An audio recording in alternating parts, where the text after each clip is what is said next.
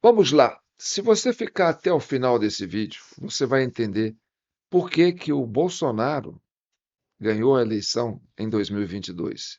Embora oficialmente, né, o TSE deu a vitória para o presidente Lula.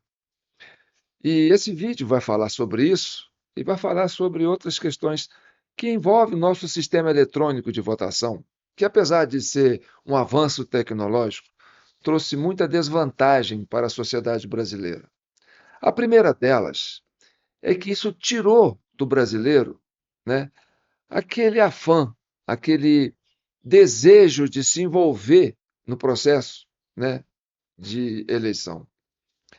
Porque antes da urna eletrônica, você tinha aquela disputa de partidos políticos e todo mundo engajado, era o voto contado na mão, era o voto colocado na cédula.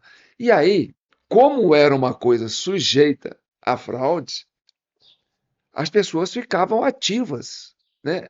E faziam questão de participar, não só na hora de ver o voto sendo colocado na urna de lona, como também vigiar aquela urna de lona para que não saísse dali ou entrasse ali nenhum voto que não deveria ter entrado. E essa urna depois é levada para uma sala, um salão, onde as pessoas vão derramar essas urnas e pegar essas cédulas e contar.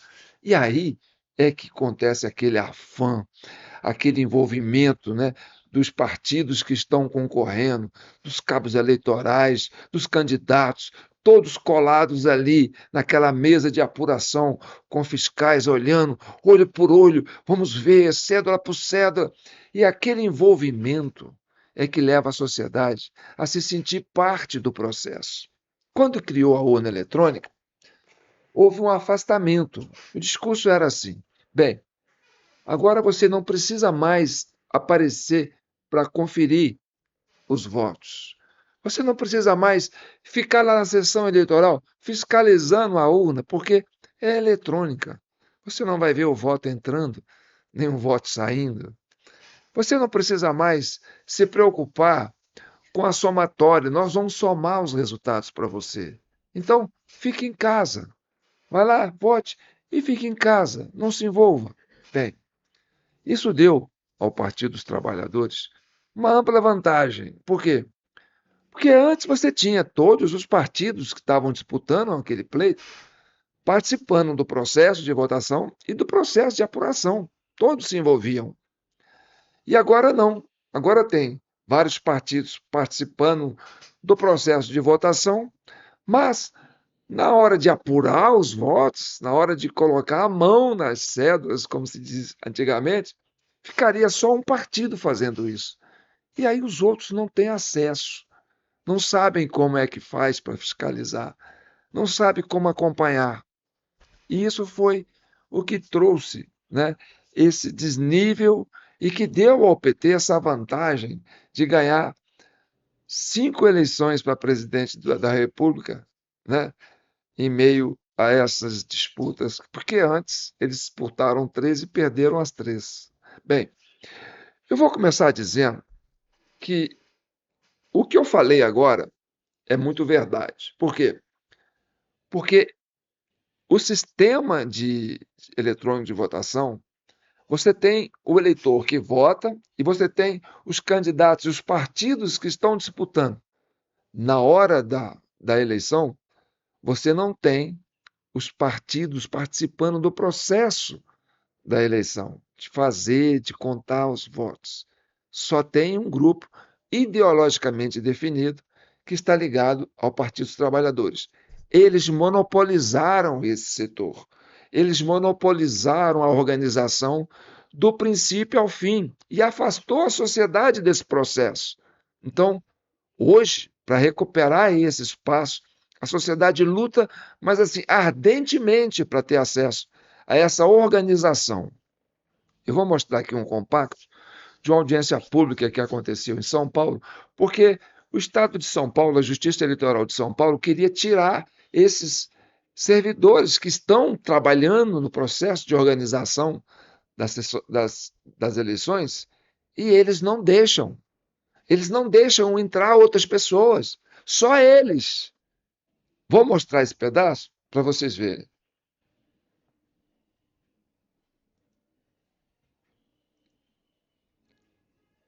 Isso aconteceu ano passado. Até 30 de junho, a Justiça Eleitoral em São Paulo quer abrir mão desses profissionais experientes às vésperas de uma eleição geral e trocá-los por terceirizados. Será uma catástrofe. A intervenção era no Tribunal Superior Eleitoral e com a criação, ontem foi revelado aqui, o Leopoldo me chamava a atenção, de que a ideia era fazer uma intervenção no TSE e criar uma Comissão Nacional Eleitoral na qual os servidores da Justiça Eleitoral não fariam a outra eleição. Muitos de nós aqui não poderíamos hoje estar ocupando esse espaço e talvez alguns de nós hoje estaríamos até em outro espaço, tolhido da nossa liberdade, inclusive, de ir e vir. Então, o ponto mais importante que eu acho que a gente tem que tratar nesse momento é o fortalecimento nosso como categoria. Porque a Justiça Eleitoral não foi escolhida à toa. Ela é a menor das justiças federais e ela é que dá o resultado mais importante em termos de políticas, né, para os cidadãos. Então, a gente precisa conseguir colocar nas autoridades a consciência de que eles querem estar aqui porque nós estamos organizados e eles têm medo da gente. Se os servidores requisitados fossem substituídos por terceirizados, a gente colocaria todo esse banco de dados em risco. E hoje em São Paulo, são quase 40% dos trabalhadores são servidores requisitados, muitos deles com muito mais de 20, quase 30 anos de serviços prestados. Que se mantenha os requisitados, porque são servidores públicos, concursados, com expertise a essa altura do trabalho eleitoral. Eu falo pela FENAJUF, eu vim aqui para reiterar o nosso firme repúdio à substituição da mão de obra concursada pela terceirizada. Nós precisamos enfrentar o que significa essa proposta, precisamos enfrentar a reforma administrativa, precisamos fazer isso com organização, com discussão e com mobilização. E vamos à luta, companheiros e companheiras.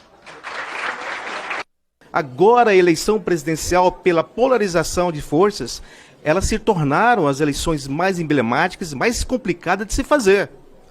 Por isso é uma questão estratégica, mais do que nunca, manter os experientes, os tarimbados, colegas requisitados. Eu não sei o que vai acontecer, mas tem uma coisa que eu sei, eu convido você a vir comigo. Eu vou lutar até o fim. Obrigado. Não há o que se querer vir com reforma administrativa para cima da justiça eleitoral. Então, acho que esse é um processo que vai exigir muita luta, muita mobilização. Inclusive, nós iremos fazer toda essa luta e toda essa mobilização. É uma categoria que, no seu último congresso, já deliberou por uma greve e iremos fazê-la. Não, não, não! A terceirização! Não, não, não! A terceirização! Nós temos uma crise diplomática com a nação mais poderosa do mundo por conta da nossa eleição obscura que fazemos há 30 anos. Nós temos uma crise nacional, uma crise política, uma crise de confiança, um grau de instabilidade e de fuga de capitais do país por causa da eleição feita com voto indireto e escrutínio secreto.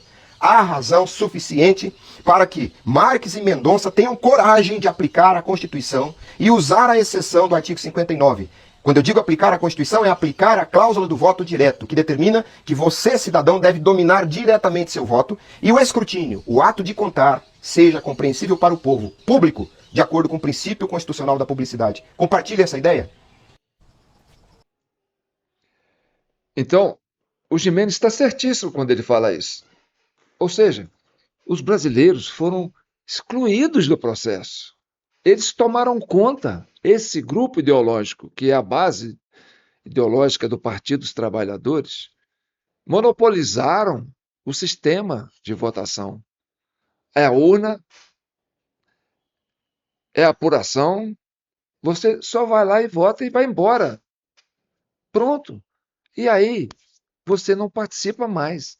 Não tem mais aquele salão cheio de candidatos, delegados de partidos, fiscais de partidos, acompanhando o processo de contagem pública dos votos para saber quem ganhou. Você tirou a sociedade, isolou a sociedade disso. E agora nós estamos refém. Por quê? Porque eles não querem abrir mão desse espaço. Eles querem continuar fazendo isso só eles, sem a participação dos outros partidos, das outras camadas da sociedade. E eles conseguiram, com a Carmen Lúcia, que realmente, que é a ministra do TSE, presidente do TSE na época, deu ganho de causa para essa turma aí. Não, só vocês é que vão fazer as eleições. Nada de outros brasileiros querer meter o bedelho aqui para dizer o que tem que fazer. Nós é que fazemos essa eleição. Nós somos os donos das urnas. Nós somos os donos dos cartórios eleitorais. Nós somos os donos da justiça eleitorais do Brasil inteiro. Nós é que dizemos o que vocês têm que fazer. Não é nós mais que falamos o que eles têm que fazer. Entenderam? Então, essa é a parte grave desse sistema eletrônico de votação que ficou monopolizado com um grupo só. E aí, nós temos a parte humana, porque você não tem a participação dos outros partidos fiscalizando, acompanhando isso, porque eles se isolaram a sociedade do processo. Vamos acompanhar o raciocínio? Mas antes, deixa eu me apresentar, sou João Paulo Guimarães, estou falando direto de São João del Rei, a capital brasileira da liberdade. Esse é o vídeo 1071 da Comissão Cidadã de Inquérito, criada para chegar à verdade e pacificar a nação brasileira, tá certo? Então eu falo de São João del Rei e você já sabe, né?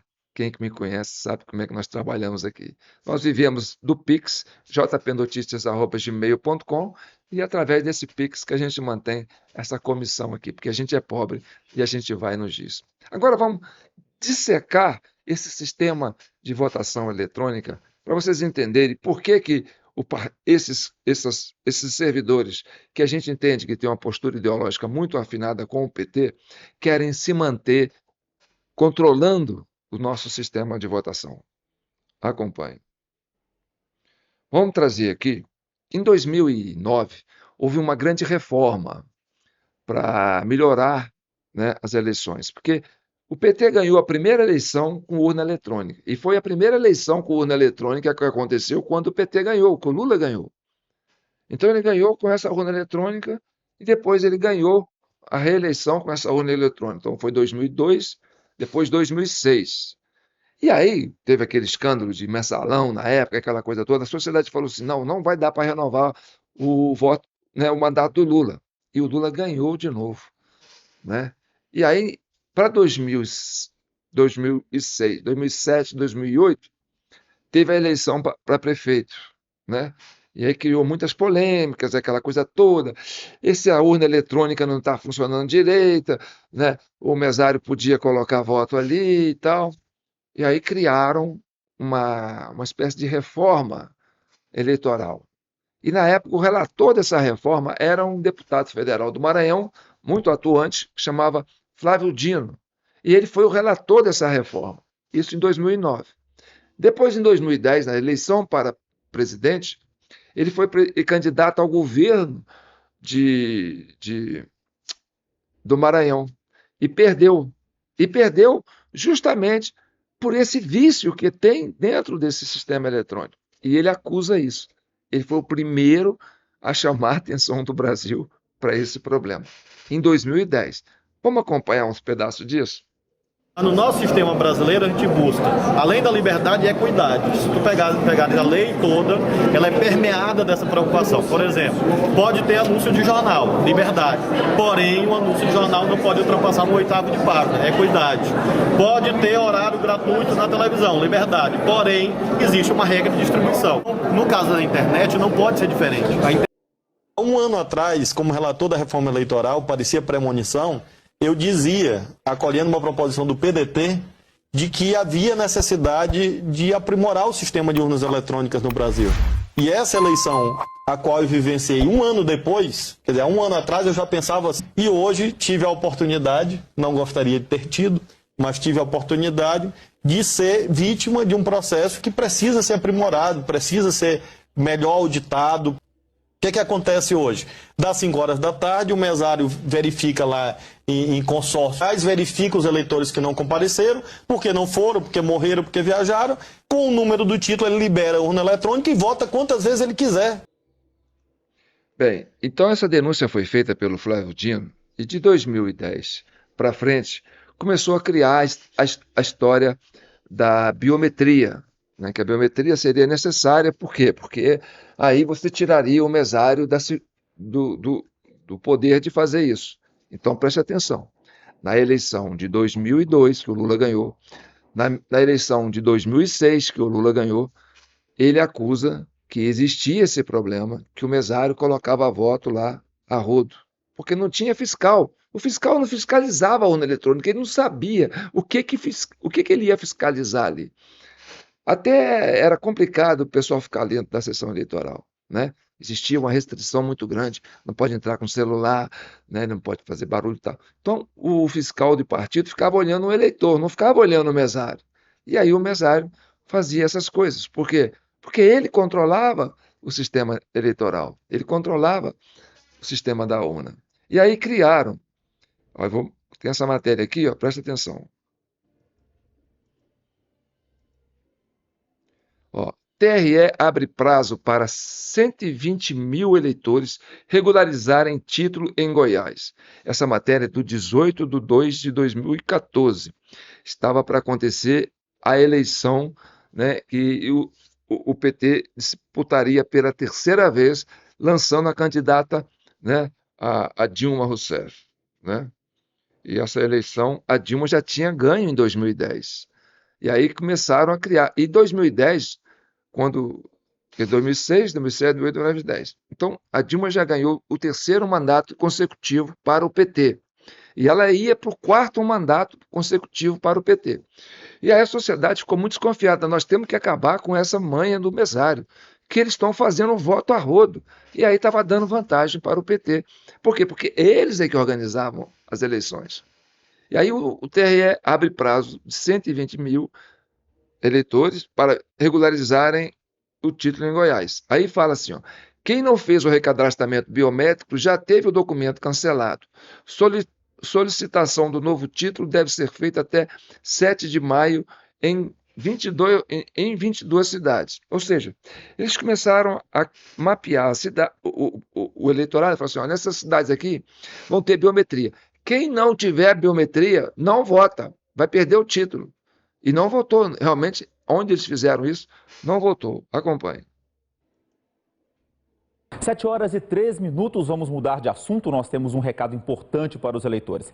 Quem não fez o cadastramento biométrico que terminou na última sexta-feira tem uma nova chance para regularizar a situação com a Justiça Eleitoral e poder votar nas eleições. Vamos conversar ao vivo com a repórter Mariana Martins. Mariana, bom dia. O que é preciso aí para fazer esse recadastramento até sexta-feira, né? Bom dia, Anderson. Bom dia a todos. Olha, é preciso procurar um cartório eleitoral com RG, CPF e comprovante de endereço. Lembrando que quem não fez o cadastramento já está impedido de votar nas eleições deste ano, já tem o título cancelado, já não tira o passaporte, uma série de punições aí. Então essa é a última chance realmente para quem quer votar nas eleições deste ano. Aqui comigo o Márcio Duarte, responsável pela sessão de cadastramento do TRE. Mas como é que foi a adesão dos municípios? A Aparecida teve a menor procura realmente? Bom dia. Bom dia. Realmente a Aparecida teve a menor procura, em torno de 81%, 82%, mas a nossa média foi 85% do total de eleitores, é um número bem expressivo pelo que nós consideramos, né? Mas ainda restam aproximadamente 120 mil eleitores que, se não correrem, poderão não votar nas próximas eleições. O que aconteceu? Aí vai o pulo do gato, né? Era um sistema que ia ajudar muito a biometria, porque ia garantir que o mesário não teria aquela autonomia, né? Para ficar votando no lugar do outro eleitor, porque o mesário não tinha a digital do outro eleitor. E aí a biometria sendo registrada na seção, né, daquela urna, ficava ali, só os dados dela, aí o mesário não teria participação. Mas isso não foi feito em um país inteiro, foi feito em alguns lugares, entendeu? E a meta era, até 2018, todo mundo estar com biometria. Vamos ver aqui. Ó, Vídeo do G1 explica como é o voto com identificação biométrica. Leia também, tira dúvidas sobre o sistema que identifica eleitor pelas digitais nas eleições deste ano. De 14 milhões usarão biometria pela primeira vez. Apenas 14 milhões. Quando a indicação biométrica entrará em vigor em todo o país? Perguntou. Aí a resposta lá embaixo. Ó. Para as eleições de 2014, votarão após a identificação biométrica 21 milhões dos mais de 143 milhões de eleitores do país, dos quais 14 milhões pela primeira vez. Pelo cronograma do Tribunal Superior Eleitoral, somente na eleição de 2018, a biometria será realizada em 100% das sessões eleitorais. Bem, vamos ver agora, né, o vídeo acontecendo. Vamos ouvir o vídeo aí. Mais de 21 milhões de pessoas vão ser identificadas pelas digitais na hora de votar nas eleições deste ano. Para 14 milhões, vai ser a primeira vez. A biometria é um método de identificação do indivíduo, de individualização, por meio das suas características biológicas. No caso da alternativa adotada pela Justiça Eleitoral, a biometria por meio da análise das minúcias das digitais. Bom, nós optamos em selecionar um grupo de 4 dedos, que nós chamamos de pinças. São os polegares e os indicadores. O primeiro eleitor pode ser habilitado no microterminal, digitando seu título de eleitor. E o eleitor deve colocar um dos 4 dedos para análise, verificação e comparação com as minúcias. Então eu coloco ou o polegar ou o indicador, coloco bem aqui, desta maneira, assim, né? Exato. Ou então assim. Se não houver a coincidência nessas 8 tentativas, o mesário habilita para o eleitor votar por meio de uma senha e a imagem o eleitor vota naturalmente. Os dados são gravados em mídias digitais. Essas mídias digitais são assinadas digitalmente e criptografadas. São retiradas da urna e levadas até um ponto de transmissão para que sejam consolidados nos data centers dos tribunais regionais eleitorais. Isso frisando que a urna não está ligada a nenhum dispositivo de rede, não está ligado, por exemplo, à internet. Hoje em dia tudo é tecnologia, né? É fácil, entendeu? Eu entendo mais ou menos. Bem, o que aconteceu? O que aconteceu foi o seguinte: esse pessoal que controla a Justiça Eleitoral, esses servidores que estão aí brigando para que ninguém entre, não realizou a biometria 100% até 2018. Ou seja, as pessoas continuaram votando sem biometria. Mas aí eles avançaram bastante com as biometrias. Mas como tinha a desculpa de falar, não, ainda tem eleitores que não têm biometria, eles arranjaram um jeito desses eleitores continuarem votando sem a biometria. E com isso, devolvendo ao mesário o poder que ele tinha antes na urna eletrônica, antes da biometria. Por quê? Porque aí o mesário passou a cadastrar a sua própria biometria no sistema eletrônico daquela urna específica e, na ausência de digital daquele eleitor que não tem a digital reconhecida, o mesário usa a sua própria digital para abrir a urna para esse eleitor poder votar. Então, como que eles burlaram esse sistema, no meu modo de entender? Ora, vamos criar a biometria, como diz o Flávio Dino, né? O mesário está lá fazendo diabo com aquela urna lá. Ele que abre a urna para todo mundo votar, o cara é o dono da urna. Não, cria a biometria. Criou a biometria, só com o digital que a urna abre. Não, mas aí vamos fazer o seguinte, não deixa todo mundo cadastrado, não, porque aí nós não podemos proibir as pessoas de votarem. E como é que elas votam? Aí o mesário tem que voltar a ter autonomia sobre a urna de novo. E aí voltou ao mesmo sistema anterior que o Flávio Dino tanto reclamou. Deu autonomia para o eleitor, quer dizer, para o mesário continuar manipulando. E como você viu aí, eles não querem que ninguém entre, só eles. Vamos ver esse texto aqui, ó. Mesário é condenado à prisão e pagamentos de dano moral coletivo por fraudar votos nas eleições de Pescaria Brava em 2016. Presidente de mesa voltou em nome de outras 5 pessoas que não compareceram às urnas, uma delas já falecida há 9 anos. Além dos votos, o homem falsificou as assinaturas no caderno de votação. Um mesário foi condenado após votar em nome de 5 pessoas em uma sessão eleitoral na cidade de Pescaria Brava, no sul catarinense. O fato ocorreu nas eleições municipais de 2016. O condenado era presidente da mesa e, após a denúncia, ele acabou sendo revelado o homem que fez essa fraude. Bem, essa sessão aconteceu em 2016. 2016 foi candidatura para prefeitos e vereadores. Quem era presidente nessa época era o presidente Michel Temer, que tinha cassado a Dilma por causa desse problema do mesário, entendeu? E prenderam o Lula por causa desse problema. Falaram, eles ganharam 4 eleições assim, vamos tirar esse povo de circulação. E aí o Temer, junto com o PSDB e aquele centrão, foi para cima, tirou o governo da Dilma, prendeu o Lula e falou assim, agora a gente vai conseguir ganhar sem essa turma, entendeu?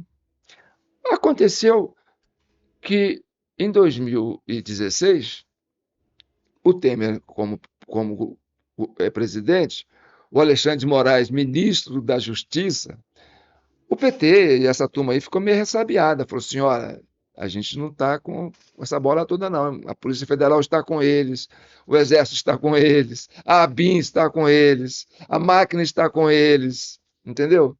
O governo americano está com eles. Então, eles estão vindo para cima da gente. Então, era complicado ali o mesário colocar a manguinha de fora. Por quê? Porque em 2016, eles já pegaram o mesário, inclusive que mudou o resultado da eleição naquela cidade, né, Pescaria Brava. E com a revelação disso, reverteu o quadro e deu ao prefeito que tinha ganhado a derrota e o que tinha perdido a vitória. Mas isso levou muito tempo. Então, o que aconteceu? Em 2018, era para todo mundo estar com biometria e não estava. Aí todo mundo pôde, quem não tinha biometria, conseguiu votar com essa prerrogativa. E isso aí, quem colocou foi esse aí, Giuseppe Giannino, aí, né, que é o pai da urna eletrônica na época, estava lá na Justiça Eleitoral, no TSE, e aí eles deram essa autonomia para o mesário. O mesário continuou tendo essa autonomia na urna. E aí, como o PT ganhou 4 eleições com essa ação que é atribuída ao mesário, que o próprio Flávio Dino disse, né, continuou acontecendo em 2018. E aí nós temos isso aqui, ó. Vamos avançar. Bem, quantos eleitores ainda não tinham biometria cadastrada em 2018? Em 2018, cerca de 60 milhões de eleitores brasileiros ainda não tinham a biometria cadastrada na Justiça Eleitoral. O Brasil tinha aproximadamente 147,3 milhões de eleitores aptos a votar nas eleições de 2018. Com biometria, pouco mais de 87 milhões de cidadãos já haviam realizado o cadastro das digitais. Então, do total de cadastrados, apenas 73,7 milhões de eleitores, exatamente 50% do eleitorado apto, efetivamente utilizaram a identificação digital para votar, pois o restante vivia em cidades onde a tecnologia ainda não estava disponível ou implementada nos terminais de votação. Além disso, houve um grupo de 3,3 a 3,6 milhões de pessoas que não realizaram os cadastros em municípios onde a biometria já era obrigatória. Esses eleitores tiveram seus títulos cancelados pelo TSE e ficaram totalmente impedidos de votar naquele pleito.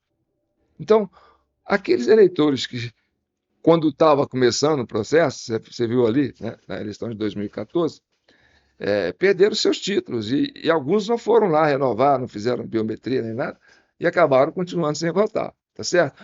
Mas o TSE criou essa facilidade para o mesário continuar invadindo a urna e colocando o voto lá. Por quê? Porque fizeram só 50%. A meta era fazer 100% até 2018. Em 2018 só tinha 50%. Por quê? Porque não era interessante para o Partido dos Trabalhadores, para esse pessoal que controla, né, o sistema de eleição no Brasil, cadastrar esse povo. Por quê? Porque se todo mundo tiver com biometria cadastrada, o mesário perde a sua autonomia sobre a urna. Então era importante ter essa brecha para dar ao mesário a possibilidade dele cadastrar a sua digital e isso voltar a ter o domínio sobre a urna eletrônica. Vamos ficar vendo aqui, ó. Vamos continuar avançando. Aqui, ó. Sobre o inquérito que a Polícia Federal abriu na eleição de 2018 e que foi ventilado em algumas falas de Jair Bolsonaro. O inquérito a que você se refere é o inquérito sigiloso da Polícia Federal que investigou um ataque hacker aos sistemas internos do Tribunal Superior Eleitoral, TSE, ocorrido em 2018, ou seja, nas eleições de 2018. Este caso tornou-se central no debate público após o ex-presidente Jair Bolsonaro utilizar as páginas da investigação para questionar a segurança do sistema eleitoral brasileiro, o que acabou dando para ele, né, uma pena dessa justiça eleitoral. Falou: você está inelegível. Por quê? Porque você está questionando a segurança do sistema eleitoral. E aí o que acontece? Quando as eleições de 2018, eu já falei, continuo falando, né, o Bolsonaro teve acesso a esse inquérito. E aí, você entende da seguinte forma: olha, o PSDB perdeu 4 eleições consecutivas para o PT. Na 5ª eleição, lançou o Alckmin, na expectativa de ganhar. Com a Dilma cassada, o Lula preso, a militância desalojada da máquina pública, bem, agora nós vamos para cima e vamos ganhar. E aí o PT lançava o Haddad. O Haddad não tinha aquela capilaridade que o Lula tinha. E a turma também, essa turma de mesários aí, essa turma da Justiça Geral, estava ressabiada. Por quê? Pô, o Lula está preso, né? A Dilma está cassada, a gente não tem a máquina na mão, eles estão com a Polícia Federal, com a ABIN, né? com o Exército, com todo mundo, estão em cima da gente, a gente está sem moral. Né? Aí lançou o Haddad. O Haddad ficava conversando com o Lula na cadeia, falava: vai você mesmo e tal. E põe a turma para trabalhar lá, pelo menos a gente vai fazer uma bancada boa, né? E aí, o que acontece? Aconteceu as eleições de 2018, veio esse inquérito. Possivelmente, o pessoal do PSDB e do PT e do governo Temer, né, foi procurar saber, olha, como é que foi o processo eleitoral, porque eles tinham o controle da máquina na mão e tiveram acesso a esse sistema da urna eletrônica. Falou: pô, então é assim que vocês ganham a eleição? Né? Só que o Alckmin perdeu as eleições, porque ele ficou com 4%, 5% do eleitorado. Bolsonaro cresceu em cima do eleitorado dele. E aí foi o que deixou o pessoal do PSDB, né, assim, com raiva do Bolsonaro. Pô, você atrapalhou o nosso esquema, a gente estava avançando, né? E aí você vem e toma o nosso eleitorado na hora que a gente ia virar, né, resolver o problema aqui, segundo o entendimento.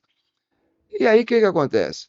Eles viram que não davam mais para enfrentar um Bolsonaro numa segunda eleição, eles não divulgaram o que eles acharam, né, sobre a fraude que possivelmente teria acontecido, né, para tentar dar uma turbinada no Haddad.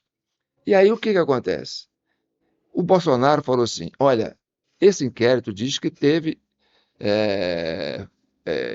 falhas e que houve fraude no sistema eleitoral na minha eleição. E eu quero ter acesso a esses documentos, a esses logs das urnas eleitorais de 2018. Por quê? Porque como eu ganhei, vão falar que eu que fiz, né, que eu que fez o golpe, né, para mim ganhar. Porque quem ganha é que faz o golpe, né? Então, se teve fraude, vão dizer que fui eu. Eu quero ter acesso a esses logs. E aí a empresa, na época, que controlava esses logs, não ofereceu esses arquivos das urnas eletrônicas para o Bolsonaro, alegando que, né, foi apagado assim de forma assim, inocentemente. Né? Esquecemos, apagamos os logs, não temos os logs. Ou seja, tirou da possibilidade do presidente Bolsonaro conhecer o que estava realmente por trás, que provavelmente esse inquérito teria chegado a uma investigação. Aí criaram aquela coisa, né, de que houve hack, que invadiu aquela coisa toda. Para quê? Para abafar, na meu modo de entender, né, essa investida que foi feita pela turma do governo Temer para descobrir o esquema. Bem, o fato é que eles não revelaram isso nem para o Bolsonaro, nem para a sociedade, tá certo? E foi aonde que aconteceu a aliança do Alckmin com o Lula. E aí tiveram que anular todo o processo da cassação, quer dizer, da prisão do Lula, por quê? Para trazer o Lula de volta e o Alckmin que voltar, né, a disputa já de vice do Lula. E aí usando esse sistema que provavelmente a gente entende que foi o que foi usado nas eleições de 2022. Vamos continuar avançando aqui? Bem, aí eu falo, quando surgiu a novidade do TSE? Quando surgiu a novidade do TSE liberar os logs das urnas eletrônicas para os partidos políticos? A possibilidade dos partidos políticos solicitarem os arquivos de logs das urnas eletrônicas surgiu oficialmente em 2 de março de 2006, por meio da resolução número 22.154 do TSE. O artigo 66 da resolução estabeleceu que, após o término da totalização dos votos e a transmissão dos dados, os partidos políticos e coligações poderiam solicitar formalmente aos tribunais eleitorais cópias dos arquivos de logs das urnas. O fornecimento ocorria mediante a entrega de mídias de armazenamento pelos próprios partidos. Em 2021, já no governo Bolsonaro, entendeu? Consolidou os partidos políticos, federações e coligações no topo da lista das entidades formalmente legitimadas a fiscalizar e auditar todo o sistema eletrônico, incluindo o processamento de dados por meio dos logs das urnas. E aí, recentemente, né, já nas eleições passadas, de 2022, essa ferramenta de auditoria deixou de ser uma prerrogativa exclusiva dos partidos. Qualquer cidadão ou instituição interessada pode baixar e analisar os arquivos de logs de qualquer sessão eleitoral diretamente no portal de dados abertos do TSE. Bem, então, o que aconteceu em 2022? Em 2022, o PL contratou uma equipe especializada em TI, né, e fizeram, né, uma varredura nos logs das urnas das eleições de 2022. Por quê? Porque esses logs se tornaram públicos, né? E na época eles encontraram uma coisa que era muito curiosa, porque existiam, parece que 5 modelos de urnas eletrônicas, né? Porque cada ano veio uma geração de urna. Então, a geração mais moderna, a de 2020, que foi usada nas eleições de 2022, representava perto de 40% do total de urnas. As demais modalidades, as demais gerações anteriores a 2020, representavam perto de 60% das urnas. Bem, quando os técnicos da perícia do PL teve acesso a esses logs, eles identificaram algo surpreendente e que foi muito revelador. O que eles identificaram? Eles somaram os votos das urnas antigas, que representam 60% do total. E nessas urnas antigas dava vitória para o Lula e derrota para o Bolsonaro. Mas aí eles falaram assim, agora soma só as urnas de geração 2020, que são mais modernas, que tem mais controle, tem mais um mecanismo de segurança maior. E nessa urna de 2020, nesse modelo 2020, ganhou o Bolsonaro. O Bolsonaro ganhou do Lula. Aí essa inconformidade gerou muita especulação. Falou, tem algo errado. Tem algo errado. Por quê? Porque um eleitor que vai votar no Lula, ele não sabe qual que é a urna antiga, qual que é a urna nova. O eleitor do Lula vai votar só nas urnas antigas? O eleitor do Bolsonaro vai votar só nas urnas novas? Não, porque elas são distribuídas de forma, assim, de mistura, né? Tem uma nova aqui, uma velha aqui do lado. Então, não justificava essa inconformidade. Isso aí foi algo muito revelador. E aí, técnicos mais aprofundados analisaram essa questão.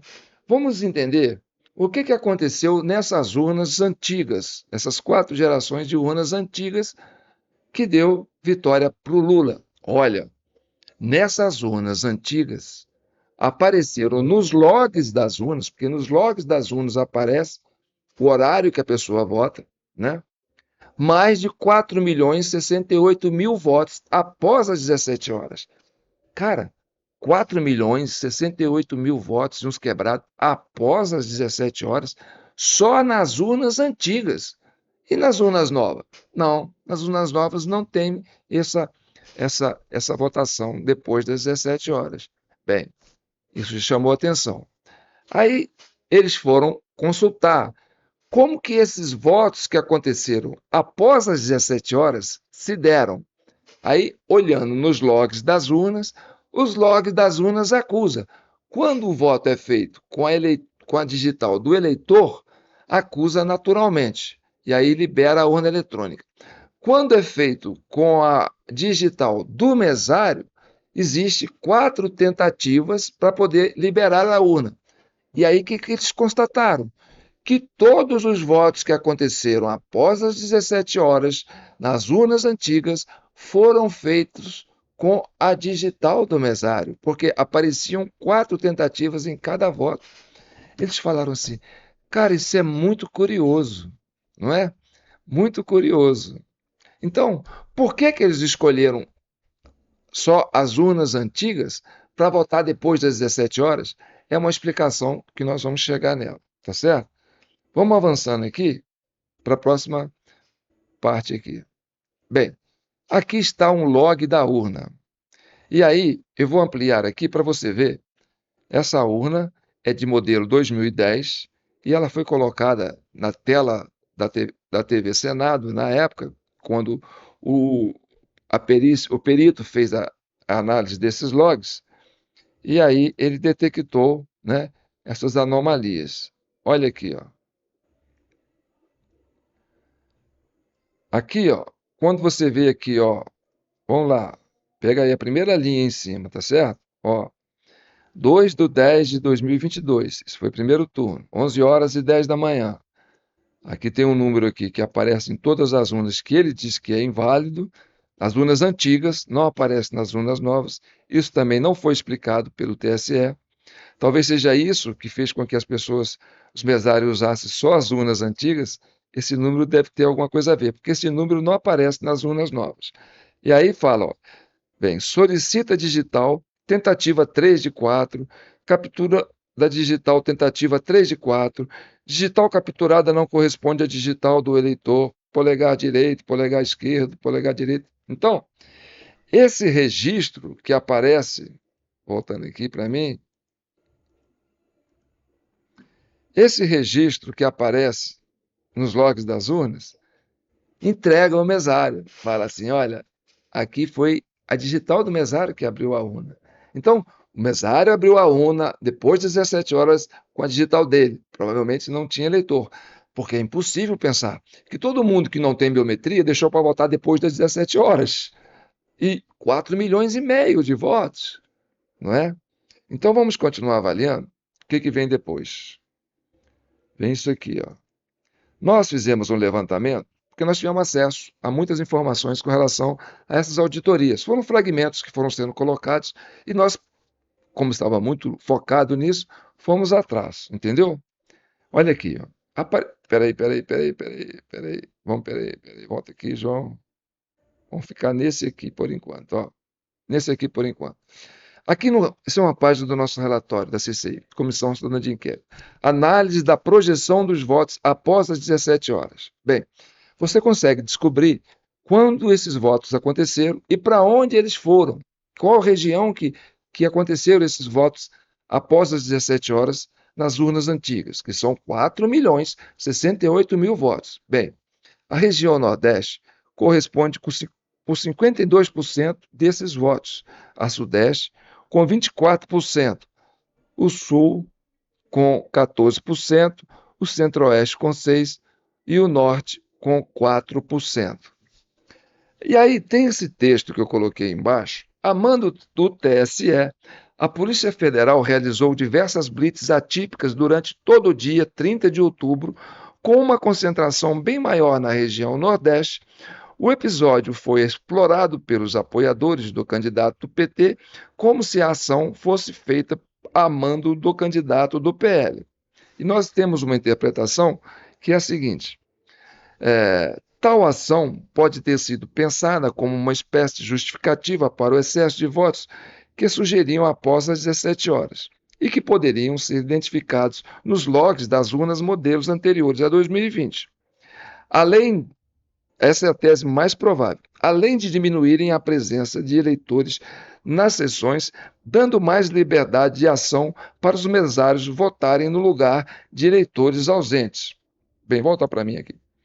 Essas blitz no Nordeste foi um tema de muita pesquisa nossa, porque é muito atípico realizar blitz para impedir o eleitor de votar. E isso aconteceu assim de uma forma muito indiscriminada na região Nordeste, onde o Lula teve muitos votos. E tinha um mapeamento onde essas blitz deveriam ser feitas. E o mapeamento onde essas blitz deveriam ser feitas coincide com os locais onde o Lula teve muito mais votos do que Bolsonaro. Bem, eu lembro que na época o Flávio Dino, junto com a comitiva de campanha do Lula, do primeiro para o segundo turno, ele já era eleito senador, procurou o presidente do STF, que na época era o Barroso, para que oferecesse ônibus de graça para os eleitores votarem. Eu lembro que na época o Bolsonaro até reclamou disso, falou assim, olha, não se pode mudar uma regra no meio do jogo, e até é inconstitucional oferecer vantagem para eleitor, para ele ir votar, né? Ainda mais sendo uma demanda feita por um dos candidatos. E o Barroso, né, concordou com isso. Bem, a gente sabe que o Barroso tinha uma tendência, né, de derrotar o bolsonarismo. E essa vantagem deu para o PT uma vantagem muito grande. E a gente entende também que o Alexandre de Moraes, porque tinha ódio do Bolsonaro, porque o Bolsonaro tomou o pirulito da criança do Alckmin nas eleições de 2018, também tinha muita raiva dele. E ele tinha colocado o Alckmin de vice com o Lula para retornar ao poder. Bem, o diretor-geral da Polícia Rodoviária Federal, Silvio Nevasky, em depoimento, chegou a confessar que ele fez essas blitz em excesso no Nordeste a mando de Alexandre de Moraes, ou seja, a mando do TSE, que foi a Justiça Eleitoral que pediu para ele fazer essas blitz. Bem, isso tem que ter uma explicação. Nada é feito por acaso. Então, qual que é o nosso entendimento? É que do primeiro para o segundo turno, Bolsonaro cresceu muito na região Nordeste. Ia ter muito voto ali, como teve. E aí, foi preciso criar um mecanismo, é uma interpretação, viu, gente? Que tem muito fundamento. Criar um mecanismo para impedir a chegada dos eleitores, assim, no início da votação, né? Segura os eleitores aí um pouco aí fora, para os mesários já ir acelerando, né, essa multiplicação de votos por Lula no Nordeste. Por quê? Porque talvez é tanto voto que tem que virar, porque o Bolsonaro fez tanto voto no Nordeste, que depois das 17 horas vai ficar complicado. Talvez não dê tempo, porque até meia-noite a gente consegue virar, depois de meia-noite não dá, entendeu? E aí a turma vai ficar desconfiada. Pô, as urnas não chegam, as urnas do Nordeste não chegam. Aliás, as urnas do Nordeste foram as últimas a chegarem, tá certo? Então, pode-se entender, de uma certa forma, que essas blitz serviu para adiantar o trabalho dos mesários para que eles colocassem votos para o Lula naquelas urnas. É uma hipótese que justifica essa ação, né, exagerada da Polícia Federal no Nordeste. Bem, ainda assim, no final das eleições, às 17 horas, o Bolsonaro ainda devia ter mais de 2 milhões de votos na frente do Lula. Então era preciso ainda virar voto depois das 17 horas. E a gente entende que esses 4 milhões e 68 mil votos que aconteceram após as 17 horas foi para encostar no Bolsonaro e ultrapassar o Bolsonaro. É uma leitura e eu quero dividir isso com vocês, né, do nosso ponto de vista. Vamos avançar aqui, ó. Bem, esse relatório da CCI, da Comissão Cidadã de Inquérito, que a gente continua com essa análise, vamos entender, né, esses 4 milhões 68 mil votos que aconteceram após as 17 horas. O total de votos válidos no segundo turno de 2022 foram 118.552.353 votos. Bem, votos após as 17 horas no segundo turno correspondeu a 4.068.216 votos. Essa é a estimativa mais perto do que a gente consegue em função dos registros nos logs das urnas antigas, viu, gente? Isso moveu a intenção de votos em 3,42% de 118.552.353 votos. Bem, então 4.068.216 votos é igual a 1.928.571 votos para empatar com Bolsonaro e 2.139.645 para ultrapassar Bolsonaro. Bem, Lula ficou com 1,8% na frente de Bolsonaro. Diferença absoluta, 2.139.645 votos, que corresponde, né, o que foi usado para ultrapassar o Bolsonaro. Essa é uma leitura que nós temos, viu, gente? Porque os dados oficiais do Tribunal Superior Eleitoral para o segundo turno acusam que Lula teve 50,9% dos votos válidos, que eram 60.345.999, e o Jair Bolsonaro com 49,10% dos votos válidos, que corresponde a 58.206.354 votos. Bem, se esses votos foram todos para o Lula, esses 4 milhões que foram todos para o Lula, se tirassem esses votos, Bolsonaro ficaria com perto de 2 milhões na frente de Lula, tá certo? Agora vamos para o próximo entendimento aqui. O que vem depois? Bem, agora recente, olha aqui, essa matéria é 6/4/2016, da Justiça Eleitoral, hein? Tribunal Regional Eleitoral, parece que é de Roraima, né?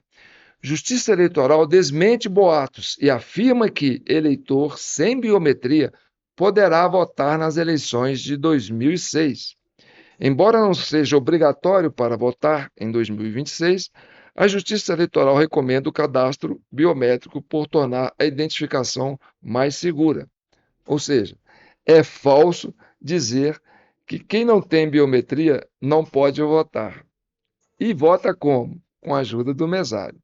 Vamos agora ver um vídeo aqui que é muito interessante e podemos falar sobre isso agora. Outro grupo de outras 5 urnas, também para um teste de integridade. Bem, o que nós vamos mostrar aqui agora é o sorteio, né, de urnas que vão participar do teste de integridade. Essas urnas que participarão do teste de integridade, elas estão prontas para serem usadas na sessão eleitoral que elas estavam destinadas. O que acontece?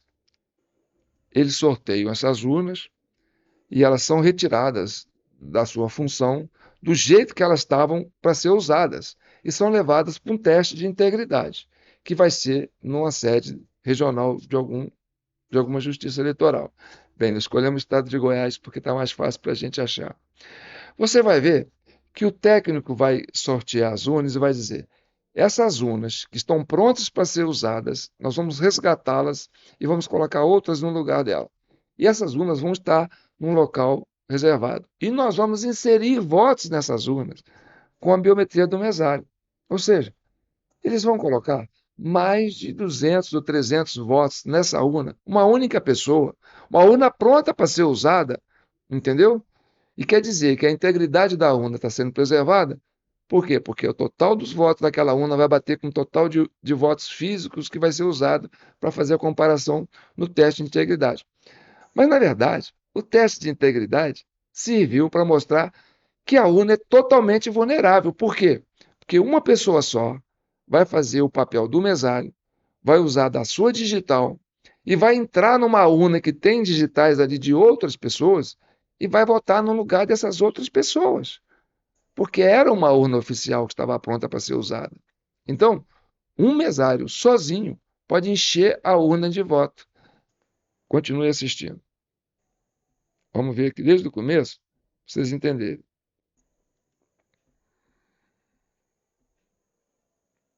Outro grupo de outras 5 urnas, também para um teste de integridade, que vai ser realizado no TRT, também lá no setor Bueno. Esse teste de integridade é semelhante ao teste que vai ser feito no IP. Vamos também colocar votação na urna, né, das cédulas que nós vamos preencher daqui a pouco. E, ao final, também verificar se a votação que foi lançada naquela urna foi o que ela apurou. Diferente do outro teste, com a biometria, esse não tem a biometria do eleitor, porque vai ser 5 sessões ali, que nós vamos sortear em um dos 3 municípios, e o ambiente, não vamos trazer o eleitor para colocar a biometria. Então, é como se o mesário estivesse liberando o eleitor para votar sem uso da biometria, nesse segundo momento. Então, essas 5 urnas vão estar lá. Bem, nesse teste de biometria que aconteceu nessas eleições, foram selecionadas 761 urnas, tá certo? E todas, quase todas, algumas foram feitas no local lá, outras não. Quase todas assim, entendeu? O eleitor não é levado para colocar a digital dele lá, não, para abrir a urna. Quer dizer, é o mesário que vai abrir a urna e o próprio mesário vai fazer como se fosse uma falsidade ideológica. Ele vai se passar pelo eleitor que tem uma digital ali e vai votar no lugar dele. Agora você imagina, são 500 mil urnas no Brasil inteiro. Todas as urnas que estavam prontas para ser usadas sortearam essas. E essas o mesário vai lá e entra. Significa que todas as urnas, essas 500 mil urnas, podem passar por esse processo. O mesário continua com essa autonomia de entrar na urna e enchê-la de voto. Entendeu? Vamos mostrar um ambiente do teste de integridade acontecendo. E aí você observa no primeiro plano, vai estar aqui, ó, a menina que vai estar operando a máquina. Ela vai ficar lá no digital do terminal do mesário, digita o título do eleitor e vai colocando a digital dela 4 vezes para poder liberar a urna. E aí depois ela vai para a urna e ela vai votar no lugar do outro eleitor daquele título que ela digitou. Observe.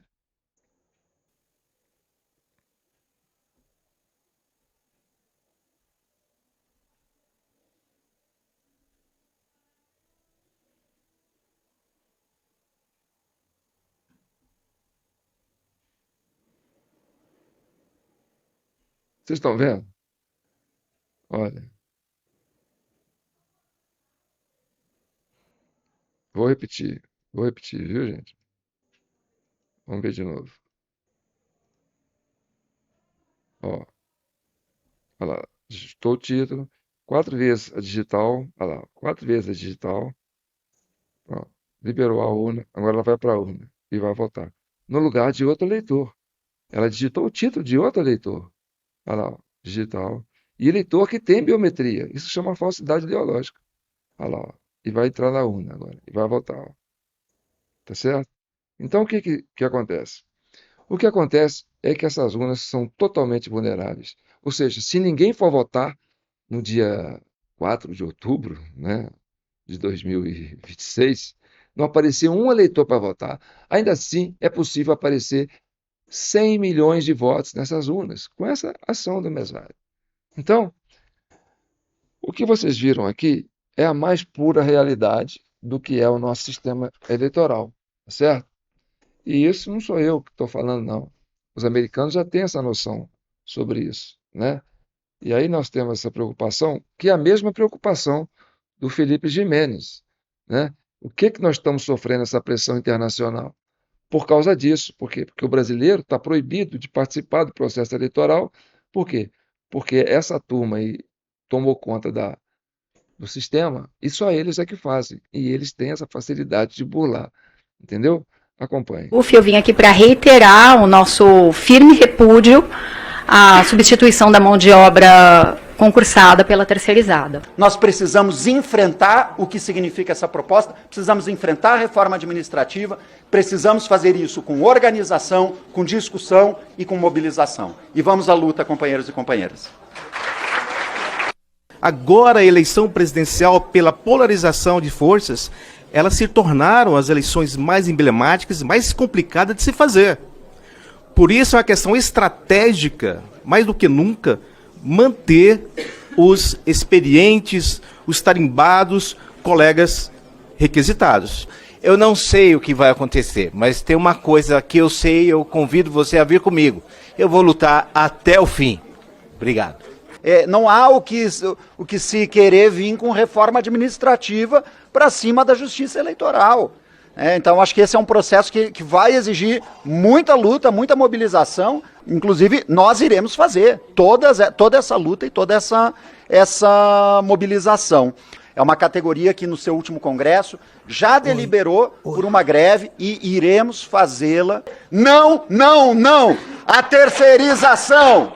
Não, não, não! A terceirização! Nós temos uma crise diplomática com a nação mais poderosa do mundo por conta da nossa eleição obscura que fazemos há 30 anos. Nós temos uma crise nacional, uma crise política, uma crise de confiança, um grau de instabilidade e de fuga de capitais do país por causa da eleição feita com voto indireto e escrutínio secreto. Há razão suficiente para que Marques e Mendonça tenham coragem de aplicar a Constituição e usar a exceção do artigo 59. Quando eu digo aplicar a Constituição, é aplicar a cláusula do voto direto, que determina que você, cidadão, deve dominar diretamente seu voto e o escrutínio, o ato de contar, seja compreensível para o povo, público, de acordo com o princípio constitucional da publicidade. Compartilhe essa ideia? Bem, dificilmente eles vão atender essa demanda dos Gimenez, que seria o ideal, porque você colocaria a sociedade envolvida no processo de organizar o sistema eleitoral, né? Isso não pode ficar na mão de um partido, de uma ideologia, né? De uma militância política, porque a gente viu aí, né? Na época que era voto a voto, ali, papel por papel, você tinha os dois lados, de olho em cima, ó, porque mesário fazia mesmo. Quer dizer, ali na hora da apuração, o cara comia um voto, enfiava o papel, uma caneta aqui, na hora, rabiscava ali para anular o voto. Então, tinha todo mundo ali olhando. Tinha fraude. Por quê? Porque todo mundo quer ganhar. Mas você tinha a sociedade envolvida, você tinha os atores do processo envolvidos, né? Os candidatos de oposição, os candidatos de situação, eles estavam envolvidos no processo de construir o processo eleitoral, não só na hora de votar, como na hora de apurar. Então, isso foi tirado do brasileiro, né? Essa ação ativa dele, ficar ali contando os votos para saber quem ganhou. E aí, você tem essa turma, ficou um partido só contando os votos. E desse jeito que vocês viram, tá certo? Bem, agora tem isso aqui, ó. Nunes Marques põe Polícia Federal, ABIN e Forças Armadas na segurança da eleição, né? Por quê? Porque esse é o momento de tensão. Nós temos aí, né, a primeira potência do mundo, com a faca nos dentes, seca para pegar, né, essa turma, porque o Bolsonaro era para estar presidente e ele era amigo do Trump, né? Fizeram aqui a mesma coisa que fizeram com o Trump lá, que isso tudo é obra dos americanos, né? Agora, nós aqui conseguimos fazer uma auditoria da urna, né, desse sistema e mostrar que realmente, olha, quem ganhou foi o Bolsonaro. Por quê? Porque conseguimos fazer a auditoria. Mas peraí, só a gente que vai fazer essa auditoria? Só a gente é que vai revelar isso? Só a Comissão Cidadã de Inquérito? Ninguém vai apurar esses 4.068.000 votos que aconteceram após a rolagem eleitoral nas eleições de 2022? É muito voto, gente. Não houve nenhuma sindicância para apurar isso. Não houve nenhuma... a Polícia Federal, a ABIN, o Ministério Público, os partidos políticos, ninguém foram atrás desses 4 milhões de votos que aconteceram após as 17 horas em 2018 e 2022. Não é muito estranho, não é? Até porque quando o PL pediu uma auditoria, ó, nós achamos isso aqui, vamos aprofundar, o Alexandre de Moraes falou, não vamos, vou tacar uma multa a você e não se fala mais nisso. Bem, aí não tem jeito. Mesmo que você tenha uma auditoria, mas você não pode revelar a auditoria, então fica muito difícil. E aí os americanos têm razão, né, de querer taxar a gente para ver se a gente coloca as coisas no lugar certo aqui no Brasil. Então, quero ver seu comentário, quero ver sua opinião, porque aqui a gente não está contra ninguém, a gente está questionando o próprio sistema. Você viu que aqui não é pessoal, né? Não é, nós estamos no meio de uma campanha política, a gente não está lutando nem para A nem para B. Nós estamos aqui defendendo o nosso sistema, a nossa capacidade de fazer eleições justas, limpas e com credibilidade para garantir estabilidade social e política para o Brasil e para a região, né, da América como um todo, que é o que cobra da gente a maior potência do mundo, tá bom? Reforçando, nossa chave Pix está aí, jpnoticia@gmail.com. Se isso valeu para você, qualquer valor que você mandar aqui vai ajudar a gente a manter essa chama acesa de lutar pela nossa soberania, pela soberania do povo brasileiro, de ter autonomia para fazer o seu próprio escrutínio e a sua própria, né, o seu próprio sufrágio universal. Tá bom? Fique com Deus. Um abraço.